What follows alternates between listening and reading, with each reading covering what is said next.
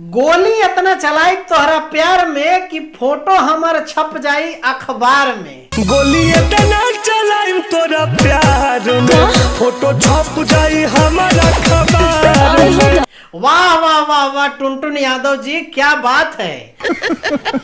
अब फोटो अखबार में छपेगा कि नहीं छपेगा, लेकिन सोशल मीडिया पर आपका फोटो जो है वो छप चुका है। क्या बात कर रहे हैं? ये है भोजपुरी के अहिरान स्टार कहे जाने वाले टुनटुन लाल यादव।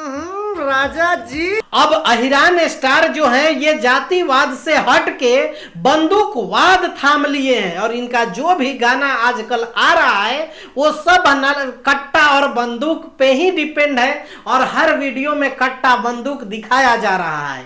अब किस चीज को ये प्रमोट कर रहे हैं, पहले जातिवाद को प्रमोट किया खूब, उधर से ऑडियंस को खींचा, अब बंदूक दिखा के डरा के जो है, हमको नहीं पता। ये मैं नहीं कह रहा हूं क्योंकि इनके गाने में यही दिखाया गया है। इस गाने का थीम यही है कि आप ये लड़की जो है, इनके अपोजिट में जो लड़की है, को एक्ट्रेस जो है, उनकी शादी कहीं और हो रही होती है, लेकिन टुनटुन लाल यादव उसको डराते हैं, धमकाते हैं। अच्छा, और गाने का ये रिस्पॉन्स क्या है वो तो देख ही लीजिए। ये गाना जो है देविका फिल्म से रिलीज किया गया है।